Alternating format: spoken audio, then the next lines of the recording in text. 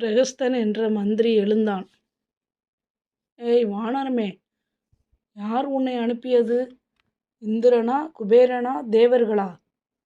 உண்மையை சொல்லிவிட்டு உயிர் பிழைப்பாய். பயப்படாமல் விஷயத்தை தெரிவி என்றான் பிரகஸ்தன். அனுமன் சுற்றுமுற்றும் நோக்கினான். பின் ராவணனை பார்த்தான். இப்பொழுதுதான் ராவணனை மிக நன்றாக அனுமன் கண்டான். சீதையை தேடிய பொழுது அனுமன் கண்ட ராவணன் தூங்கிக் கொண்டிருந்தான் அல்லவா? ராவணனை பார்த்து கம்பீரமாக பேச எழுந்தான் அனுமன். ராவண மன்னனே, நான் இந்திரன் அனுப்பியும் வரவில்லை, உம்முடைய அண்ணன் குபேரன் அனுப்பியும் வரவில்லை. கிஷ்கிந்த அரசன் சுக்கிரவன் அனுப்பியே வந்திருக்கிறேன். என் பெயர் அனுமன். உம்முடைய ஆட்கள் என்னிடம் சண்டைக்கு வந்ததாலே நான் இப்படி நடந்து கொண்டேன். என்னுடைய மன்னன் சுக்கிரவன் தசரத மன்னனின் மகன் ராமரிடம் சிநேகமடைந்தான். தான் சொன்னபடி சுக்கிரவனின் அண்ணனும் சுக்கிரவனுடைய விரோதமான வாலியை கொன்று ராஜ்யத்தை சுக்கிரவனுக்கு கொடுத்தான். அதேபோல சுக்கிரவனும் தான் வாக்களித்தபடி ராமனுடைய மனைவி சீதையை தேட எல்லா திசைகளிலும் ஆள் அனுப்பி ராமனது மனைவி தண்டகாரண்யத்தில் இருந்த பொழுதே காணாமல் போயிருந்தாள். தென் திசைக்கு வந்த நான் இந்த லங்கையில் சீதையை கண்டேன். எனவே சீதையை நேரே எடுத்து வந்துள்ளீர் என்று அறிந்தேன். அரசே, மன்னிக்கவும். சீதையை விட்டுவிடும். உம்மை போன்ற அறிவாளிகளுக்கு இது சரியல்ல. சீதை ஒரு யமன் என்று அறிவீர். உம்மை கொல்ல வந்த யமன் விஷத்தை கையில் வைத்திருப்பது போல சீதையை நீர் வைத்துள்ளீர். வேண்டாம். ராமனின் பானங்கள் உம்மை விடாது. ராமனிடம் சரணடைந்து சீதையை அவனிடம் ஒப்படைப்பீர். உம் குலம் பிழைக்கும். வழியை சொல்கிறேன். வீணாக நீரும் லங்கையையும் அழிய வழி தேடாதீர். உம் நலனுக்காக சொல்கிறேன்.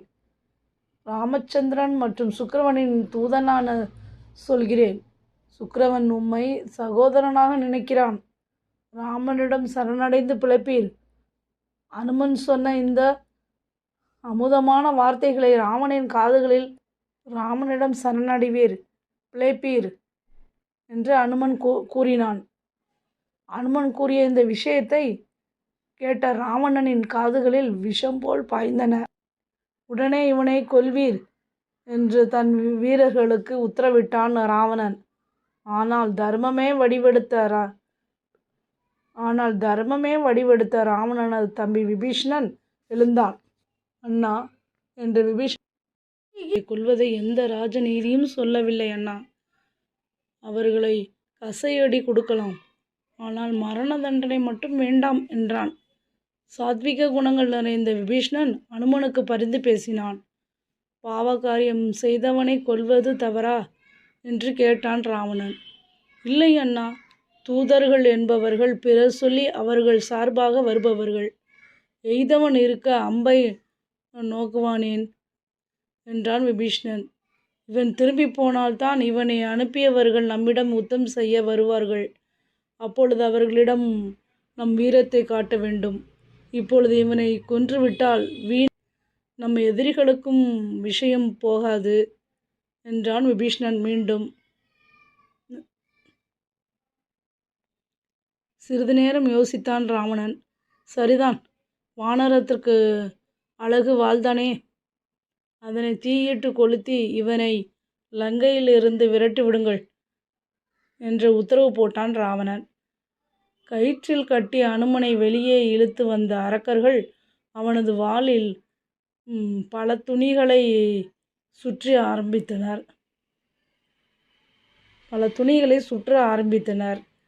துணிகளை சுற்ற சுற்ற அனுமனது வாள் வளர்ந்தது. பெரிய வாளில் எண்ணெயும் ஊற்றி நெருப்பும் வைத்தனர் ராட்சசர்கள். தீ பெரிதாக எழ ஆரம்பித்தது. அனுமனை கயிற்றால் கட்டி லங்கை தெருக்கள் தோறும் இழுத்து சென்றனர். அனுமனும் அரக்கர்கள் பின் ஒன்றும் பேசாமல் சென்றான். இதோ லங்கையை அழிக்க வந்த குரங்கு என்று எல்லோரும் பிரகசித்தனர் அனுமனை.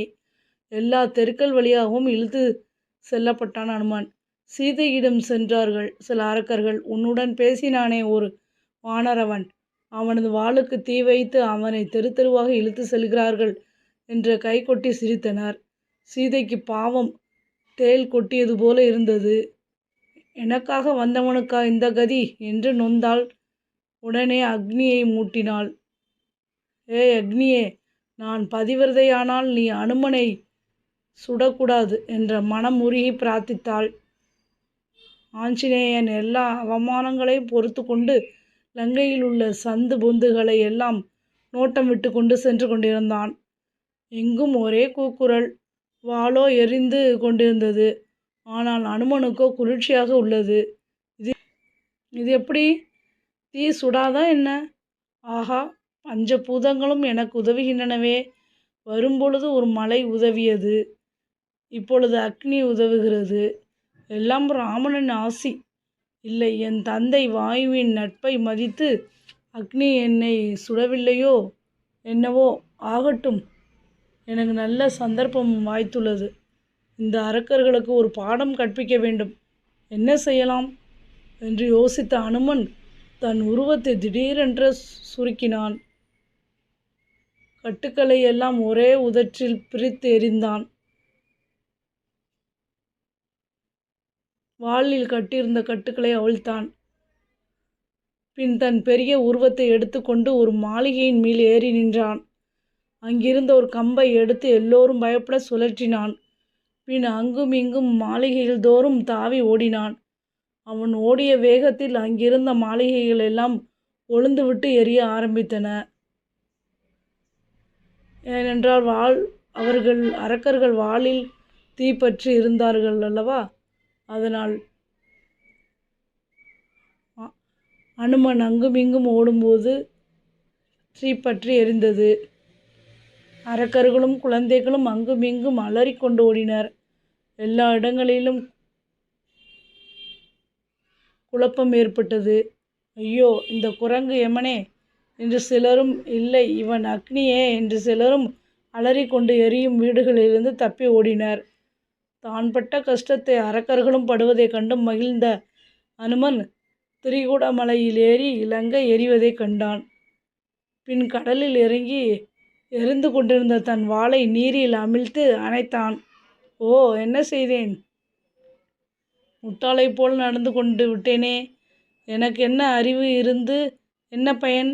ஐஸ்வர்யம் பலம் எல்லாம் இருந்தும் என்ன பயன்? லங்கையை எரிக்கிறேன், அரக்கர்களை கொள்கிறேன் என்று மடத்தனமாக சீதை இருக்கும் இடத்தையும் நெருப்பு சூழ செய்து விட்டேனே. என் கோபமே எல்லாவற்றுக்கும் காரணம். நான் என்ன தூதன்? சீதைக்கு ஏதாவது ஆகியிருந்தால் நான் இங்கே உயிர் நீப்பேன் என்று வேதனையில் நின்றான் அனுமன். அப்பொழுது சாரணர்கள் வானில் பேசுவதை கேட்ட அனுமன் மகிழ்ந்தான். ஆஹா, அனுமனுடைய பராக்கிரமே பராக்கிரம். லங்கையை எரித்து விட்டானே. சீதை இருக்கும் இடம் தவிர லங்கை முழுவதும் எரிகிறதே. இப்பேச்சு அனுமனை மகிழ்வித்ததில் என்ன ஆச்சரியம்? ஆம், உண்மைதான். சீதையின் கற்பே என்னை சுடாமல் காத்தது. அக்னி என்ன செய்யும்? கடலும் மலையும் எனக்கு உதவவில்லையா? அக்னிக்கு உதவாமல் இருக்குமா என்று எண்ணிக்கொண்டே அசோகவனம் திரும்பினான் அனுமன். தாயே, தங்களை கண்டேன். வணக்கம். தங்கள் சக்தியே என்னை காத்தது. நான் வருகிறேன் என்றாள் சீதையிடம் அனுமன். அப்பா, உன் வீரமே வீரம். உன்னால் ஆகாதது எது? என் நாதனிடம் சென்று என்னை மீட்க வர சொல்வாய். உன்னால் ஆகாத காரியம் உண்டா என்ன? என்னை மீட்கும் வழியை என் நாதனுக்கு சொல்வாய். சென்று வா, மங்களம் என்றாள் சீதை. நீங்கள் ஒன்றும் கவலைப்பட வேண்டாம்.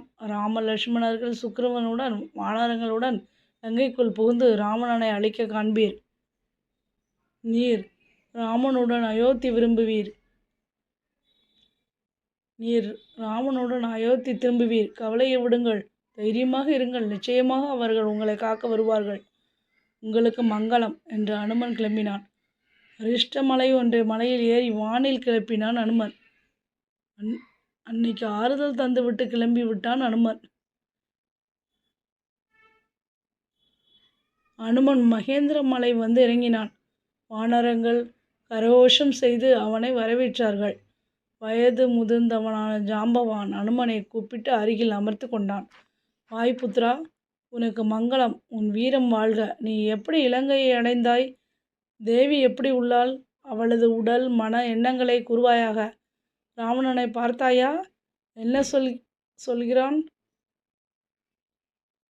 உள்ளதை உள்ளபடி சொல்வாய். அதை கேட்ட பின் மேற்கொண்டு செய்வதை பற்றி யோசிப்போம்.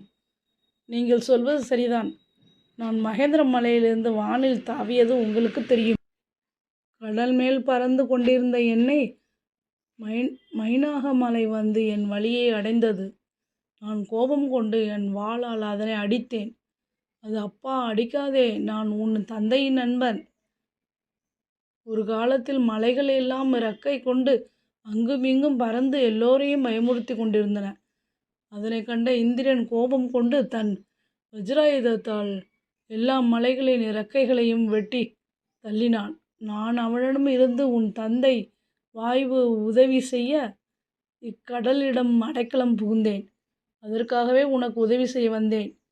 என் மீது சிறிது நேரம் அமர்ந்து விட்டு செல்வாய் என்றது. நான் அன்பாக மறுத்துவிட்டு மேலே பறந்தேன். வழியில் பல தடைகளை தாண்டி இலங்கையை அடைந்தேன். இலங்கையில் தேவியை எங்கும் தேடி காணாமல் கடைசியில் அசோகவனத்தில் கண்டேன். தேவியிடம் ராவணன் வந்து மிரட்டினான். பின் அவன் கட்டளைப்படி ராட்சசிகளும் அவளை துன்புறுத்தி கொண்டிருந்தன. நான் சீதையை கண்டு என்னை அறிமுகப்படுத்தி கொண்டேன். என்னை பார்த்த சீதை ஆறுதல் அடைந்தாள். ஓநாய் கூட்டத்திற்கிடையே சிக்கிய மான் போல இருந்து வருகிறாள் சீதை. பின் தோட்டத்தை அழிக்க ஆரம்பித்த என்னை பல அரக்கர்கள் எதிர்த்தனர். சப்ஸ்கிரைப் பண்ணுங்கள், லைக் பண்ணுங்கள், சப்போர்ட் பண்ணுங்கள்.